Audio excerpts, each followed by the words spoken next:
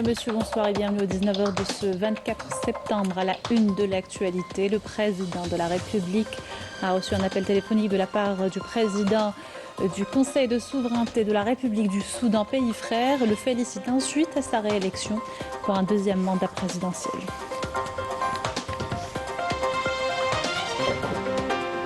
Les efforts soutenus de l'Algérie au Conseil de sécurité des Nations Unies en faveur de la cause palestinienne salués lors de la réunion consultative annuelle des ministres arabes des Affaires étrangères à New York. Au Maroc, des appels à l'aide des sinistrés des dernières pluies torrentielles dans plusieurs villages. Les rescapés du séisme qui a touché le pays il y a un an attendent également aucune prise en charge déployée par les autorités.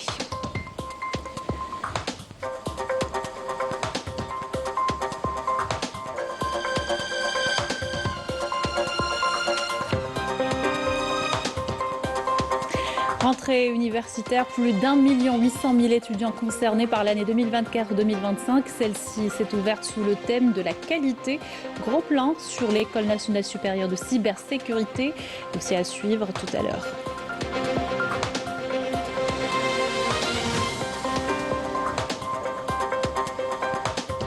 L'agression sioniste se poursuit à Gaza et s'intensifie au Liban. Le nombre de morts dépasse désormais les 500 victimes. Des milliers de Libanais tentent de fuir le sud alors que les bombardements se rapprochent de Beyrouth, la capitale. Le point dans ce journal.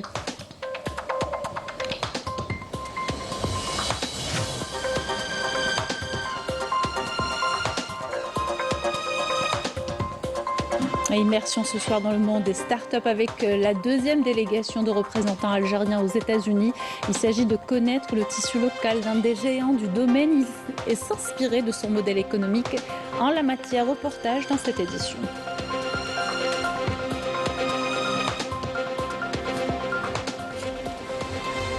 Bienvenue à tous, heureuse de vous retrouver. On entame cette édition par l'appel téléphonique du président du Conseil de souveraineté de la République du Soudan, le général Abdel Fattah al-Burhan Abdelrahman, au président de la République, Abdelmajid Tebboune, le félicitant pour sa réélection pour un second mandat présidentiel. Cet entretien téléphonique a permis d'évoquer les importants développements dans la République du Soudan et les voies et moyens de consolider les relations fraternelles reliant les deux peuples frères.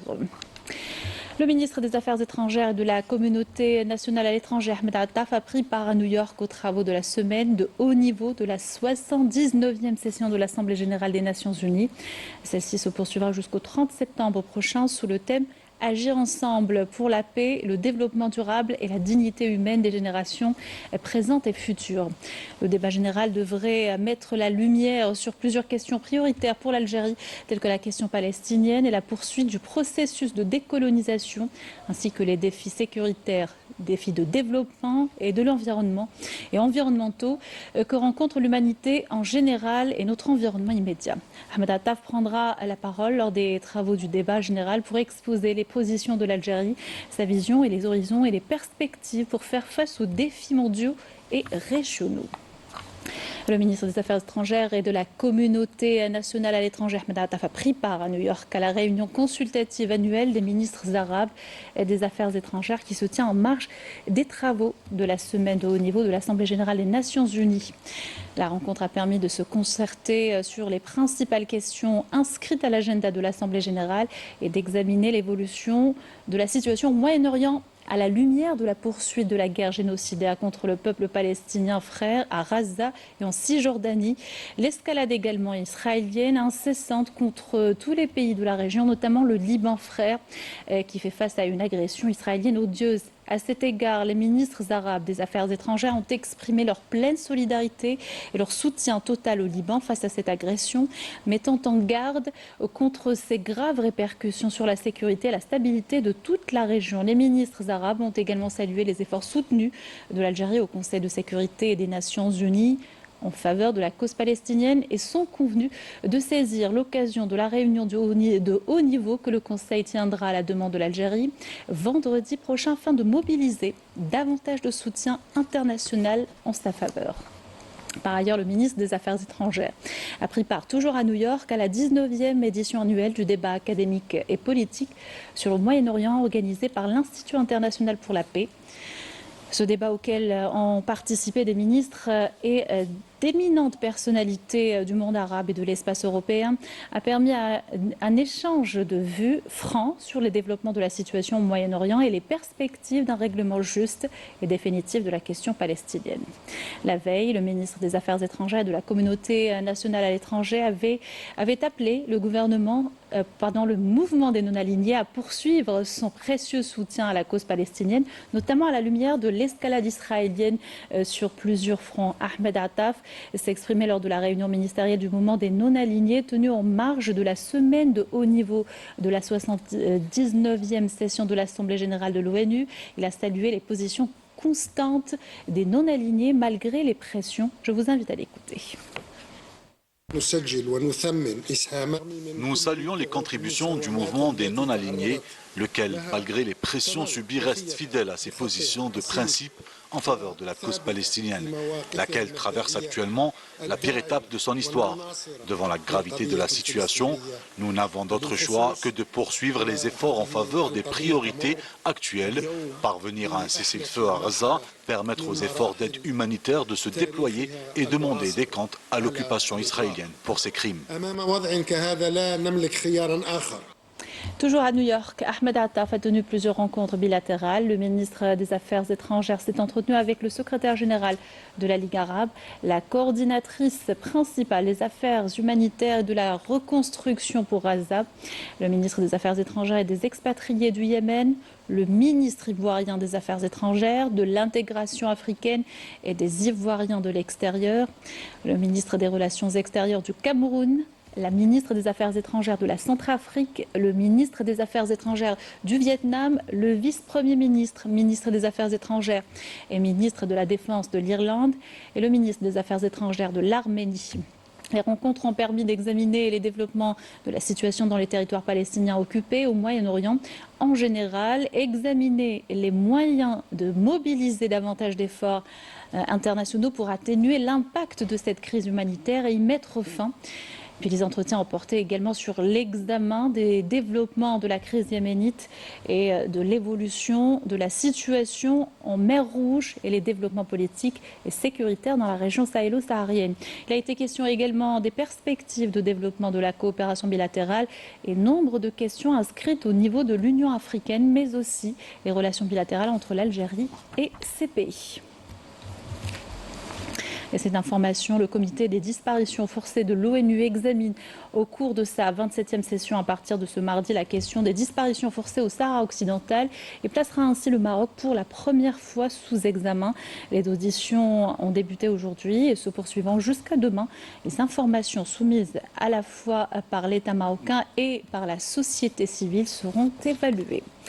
Les dernières intempéries ont fait au moins 12 morts au Maroc et les sinistrés sont encore plus nombreux. Et alors que les pluies torrentielles sont de retour, les familles et les villages touchés sont livrés à eux-mêmes. L'aide peine à arriver et aucune prise en charge n'a été déployée. Les victimes des inondations, tout comme celles du séisme d'il y a plus d'un an, appellent à l'aide. Yamina Saïch. Les récentes pluies torrentielles qui ont frappé l'est et le sud-est du Maroc, notamment les régions de Zagora, Tata, Rachidia, Ouarzazate et d'autres, ont plongé les habitants dans une détresse profonde. Les autorités marocaines ont enregistré 12 morts et 14 disparus, mais les rapports locaux font état de centaines de victimes et de disparus, ainsi que l'effondrement de nombreuses habitations précaires qui n'ont pas pu résister à la violence des crues.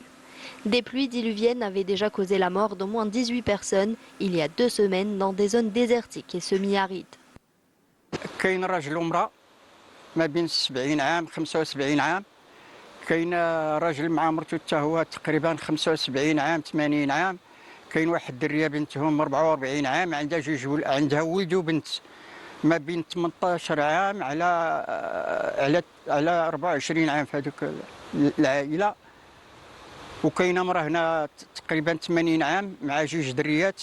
الخسائر ايضا ماديه كتعلق في واحد المجموعه ديال المنازل اللي يعني عن اخرها ما بقاتش. المؤسسات مثلا المسجد، المؤسسات يعني المدرسه ديال الدوار مشات. يعني هذا الدوار اللي هو دوار او كرده اللي كيتواجد على بعد تقريبا واحد 50 كيلومتر او 60 كيلومتر على المركز ديال الجماعه، اللي لحد الان معزول بشكل كلي.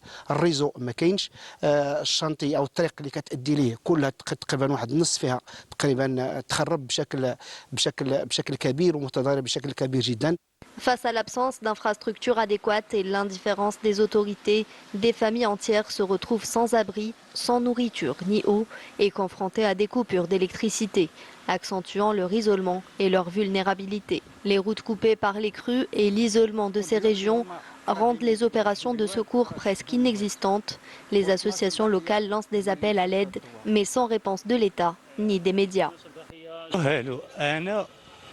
ما بيا مالي خدام، انا في سطات خدام 9 كتصوني عليا بنتي با الكارت داه الواد با اجي عتقنا با وكتشهد صافي. ديك الساعه انا ما سديتش الماء على خليته هكاك. ها صونيت على واد قلت له سدو صافي وجيت تلاقيت مع الطريق وانا كتشوفني انا دروك مشدود وباقي ما عرفت دروك المصير ديالها وهي من الفقودين. باقي ما كاين لا جوج حتى لا والو. رجعنا لي سافن، الناس بايتين تحت في الشانطي، اللي بات في الكار، اللي بات في الطوموبيل، اللي بات غير في تحت الساريات، اللي بات غير في العراء. الماكله ما كايناش، ما زينا سلكواش، ما زينا كاين اللي ما زدت الماء. المهم حنا لقينا شي ناس، الحمد لله هاد العائله اللي معايا راه لقينا شي ناس دخلونا، ولكن كاينين ناس مساكن مكرفسين بايتين غير في الطريق. وهذا الشيء اللي كاين. عندنا واحد الدوار سميتو اغوليز، راه من البارح تقطع فيه الريزو. راه حنا جينا في الجبوله وفي الويدان ما عرفناش طرا بيهم. طاطا ما قدرناش ندوزو. ايوا حنا باقي محصلين هنا في سميتو الاثنين، واحد الطريق قريبه لتيزكيره سميتو الاثنين. Ces événements rappellent le sort tragique des victimes du séisme qui a ravagé l'ouest du Maroc en septembre 2023. Un an après, aucune des promesses de reconstruction n'a été tenue. Dans la province d'El Haouz, complètement ravagée, les familles continuent de vivre dans des conditions précaires, dans des tentes ou des maisons endommagées, sans aucune aide concrète de l'État. Tout l'argent alloué aux opérations de relogement a été détourné par l'administration véreuse, provoquant l'ire des populations sinistrées, plongées dans un désarroi profond. وحنا واحد من المتضررين من الزلزال ديال الحوز وما كاين لا انصاف لا حتى شي حاجه. لحد الان باقي ما تعوضناش وباقي حتى واحد ما سول فينا. جات واحد اللجنه في الاول ولكن ما كاين حتى شي حاجه. هذا الرئيس هذا تنطالب حنايا بالتوقيف ديالو لان عنده المال العام. Aujourd'hui, avec ces inondations dévastatrices, la situation ne fait qu'empirer. Ces régions fragilisées et marginalisées subissent des dégâts dont les conséquences se feront sentir pendant des décennies. Le peuple marocain reste livré à lui-même, oublié et ignoré, condamné par un régime fourbe et corrompu à subir les pires humiliations et à plonger dans la décadence et la misère. Entrée universitaire ce mardi, plus d'1,8 million étudiants concernés. Le ministre de l'Enseignement supérieur de la Recherche scientifique a donné le coup d'envoi de l'année universitaire depuis l'École nationale supérieure de cybersécurité. Au niveau du pôle universitaire des sciences et technologies, Abdelhafid Ihdaden Sidi Abdallah, s'exprimant lors de la cérémonie d'ouverture, Kamal Beddari a affirmé que cette rentrée se tient sous le signe de la qualité de l'enseignement supérieur, marquée par des réformes palpables visant à hisser l'université, la modernisation également des services universitaires. Je vous invite à l'écouter. L'université ne se contente plus aujourd'hui de recevoir les étudiants, elle les oriente et les prépare pour une insertion rapide dans le monde du travail. Elle forme aujourd'hui des diplômés capables de créer des opportunités d'emploi et de contribuer efficacement au développement du pays. Le président de la République place l'université algérienne au centre de ses intérêts et des priorités de l'action du gouvernement. L'Algérie triomphante s'oriente à grands pas vers un système universitaire solide et de qualité.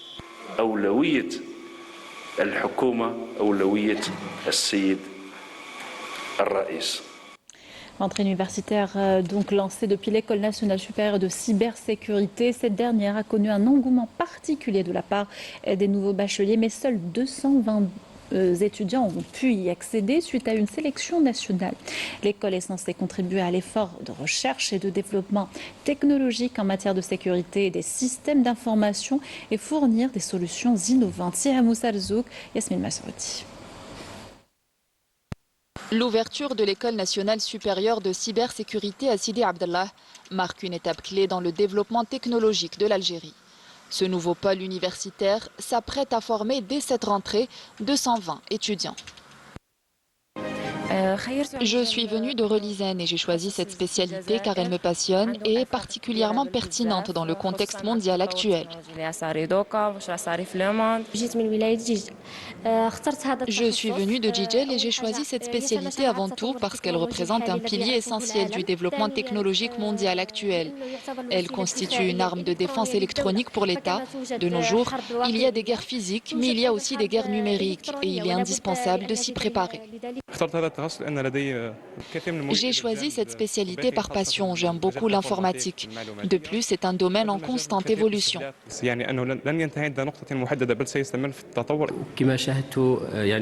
Comme vous l'avez vu récemment, les menaces cybernétiques qui affectent le monde entier montrent clairement l'importance de ces formations.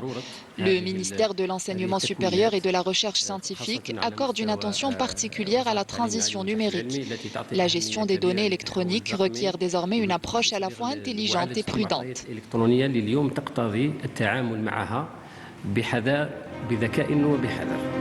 L'École nationale supérieure de cybersécurité, avec ses multiples spécialisations, contribuera de manière significative à la formation de compétences scientifiques en sécurité des systèmes d'information. L'école propose des spécialisations en cryptographie, en protection des réseaux et en utilisation de l'intelligence artificielle pour développer des programmes sécurisés. De plus, elle inclura des formations liées à la cybercriminalité, intégrant l'intelligence artificielle pour renforcer la sécurité des systèmes.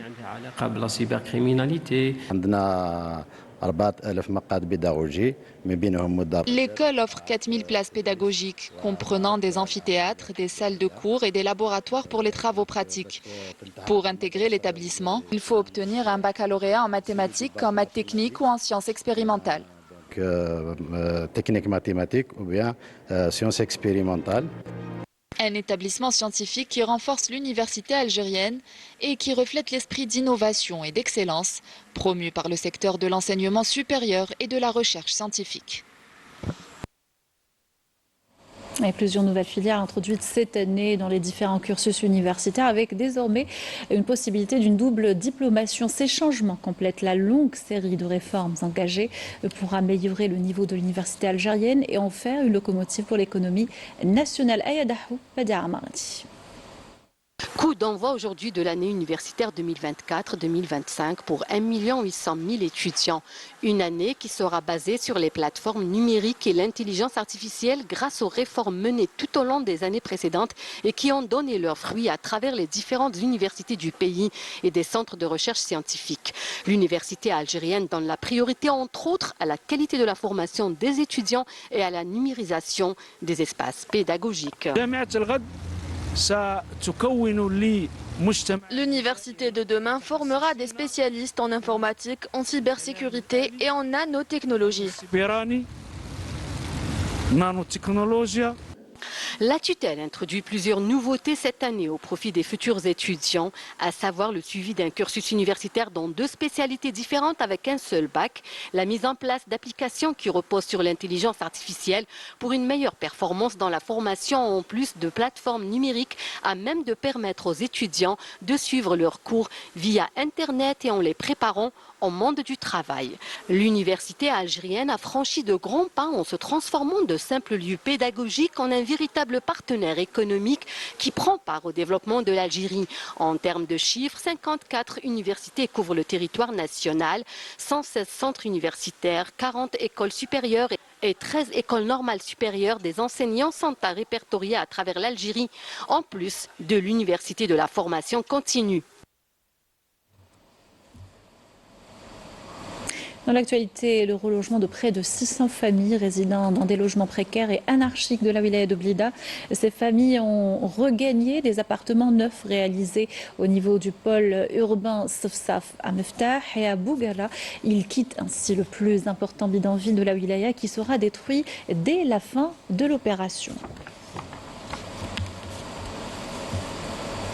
Dans le cadre de la prise en charge des sinistrés des inondations qui ont touché les camps de réfugiés sahraouis, les équipes de secours et de solidarité sont arrivées sur place ce matin avec d'importantes quantités d'aide destinées aux frères sahraouis.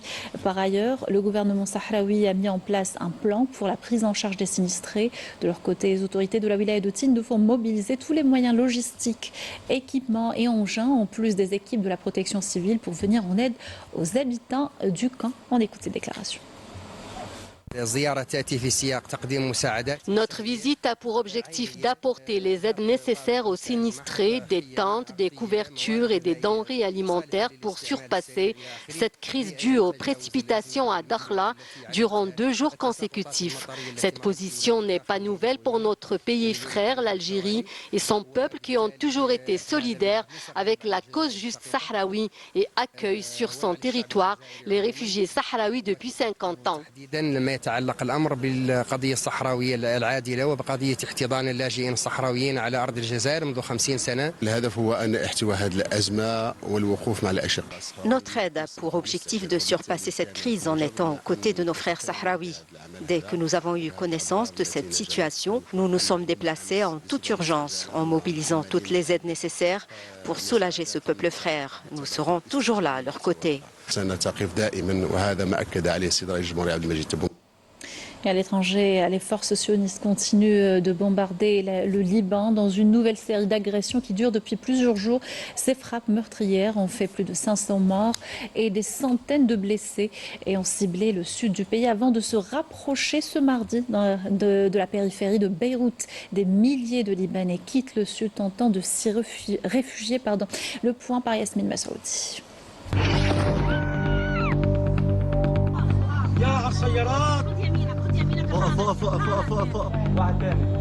C'est la plus violente et la plus intensive vague d'attaques contre le Liban depuis le début des agressions sionistes il y a près d'1 an. La capitale Beyrouth et le sud du pays sont sous les feux de bombardements sionistes meurtriers depuis près d'1 semaine sans interruption. Le centre des opérations d'urgence du ministère de la Santé libanais rapporte qu'au moins 558 personnes, dont 94 femmes et 50 enfants, sont tombées en martyrs depuis le début de l'agression. Face à l'intensité des attaques et par mesure de sécurité, les autorités libanaises ont ordonné la fermeture de toutes les écoles et universités jusqu'à la fin de la semaine. L'aviation sioniste poursuit ses bombardements sur des villes et localités du gouvernorat de Ba'labek el-Hermel, au nord-est du Liban, décimant des familles entières et forçant les habitants à se déplacer. La situation humanitaire s'aggrave de jour en jour. Des dizaines de milliers de personnes ont été contraintes de fuir leur foyer pour échapper aux bombardements et les hôpitaux, débordés, peinent à prendre en charge les blessés. L'agence de l'ONU pour les réfugiés s'est dite gravement préoccupée par la grave escalade des attaques qui ont forcé les populations à se déplacer massivement. L'ONU, à travers son Assemblée générale, lance des appels à la désescalade, qualifiant la situation d'extrêmement alarmante avec un risque accru de mener à une guerre généralisée, condamnant l'agression sioniste contre le Liban et appelant au respect du droit international et du droit humanitaire. La situation à Gaza, toujours aussi dramatique, n'a pas changé. Les attaques de l'entité sioniste sont quasi quotidiennes et au moins 7 Palestiniens ont été tués ce mardi dans des bombardements de l'armée d'occupation à Khan Younes. Les violences sionistes sont également de plus en plus intenses en Cisjordanie occupée. Yamina Saïdji. Au milieu des décombres causés par les frappes sionistes, les équipes de la défense civile ont retiré les corps de plusieurs martyrs et de blessés. Au moins 7 Palestiniens sont tombés en martyrs et d'autres ont été grièvement blessés à l'aube ce matin dans des bombardements de l'armée d'occupation sioniste au nord de la bande de Gaza. Nous n'avons nulle part où aller. Ils nous ont ordonné de nous réfugier dans les écoles qu'ils ont continué de bombarder. Les camps de réfugiés ne sont pas épargnés, tout comme les maisons et les quartiers résidentiels. Aucun endroit n'est sûr. Les opérations de secours se sont poursuivies pendant plusieurs heures dans le but de sauver le maximum de victimes coincées sous les décombres. Malgré le manque de moyens, les ambulanciers ont réussi à extraire les corps de plusieurs dizaines de martyrs et de blessés suite à un raid sioniste ayant visé un immeuble au nord de Gaza. Le nombre de blessés et de disparus ne cesse d'augmenter. Il faudra plusieurs jours de recherche pour retrouver les corps des victimes. Gaza enregistre chaque jour un nombre important de martyrs. Le staff de la défense civile, les équipes de secours et le staff médical essayent de sauver le plus grand nombre de personnes possible, malgré le manque de ressources nécessaires. Nous fournissons un effort incroyable pour aider les victimes. L'occupation sioniste continue d'intensifier ses frappes sans relâche, rasant des quartiers entiers au nord comme au sud de la bande de Gaza. Hier soir, l'aviation sioniste avait lancé un missile sur le quartier d'El Zaytoun, au sud-est de la ville de Gaza, tandis que des véhicules militaires ont ouvert le feu sur plusieurs maisons de Palestiniens dans le quartier de Tel El Hawa.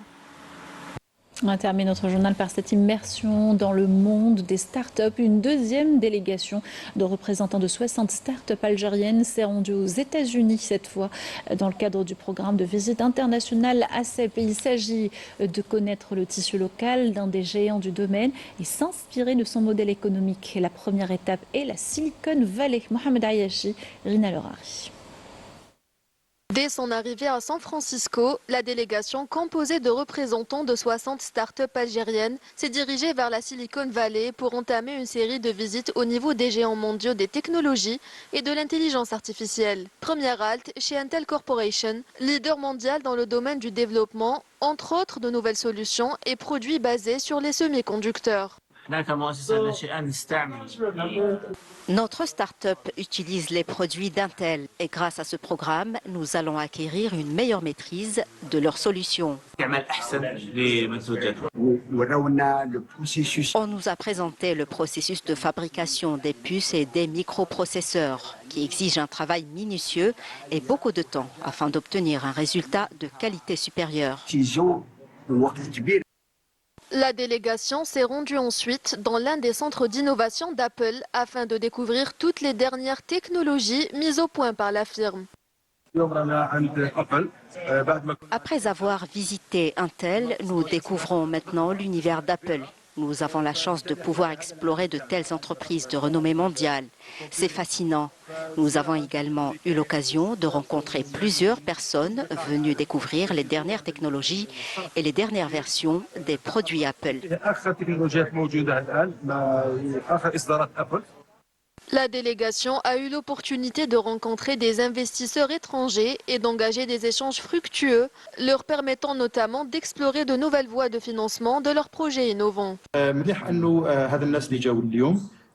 Les membres de la délégation ont eu l'occasion d'échanger et de partager leurs expériences avec des investisseurs étrangers, notamment des entrepreneurs algériens qui ont réussi à créer leur propre entreprise ici à la Silicon Valley. Un grand nombre de personnes issues de 500 familles algériennes résidant ici travaillent dans des entreprises de renommée mondiale telles qu'Intel, Meta, Google Corporation et Microsoft. Le périple de la délégation l'emmènera à Boston, aux États-Unis, avant de prendre la direction de la Chine pour découvrir Pékin et Shenzhen, pour aller par la suite en Corée du Sud. 450 startups au total bénéficieront de ces programmes de séjour d'apprentissage. Voilà qui termine cette édition. Merci de l'avoir suivi et excellente soirée sur Canal Algérie.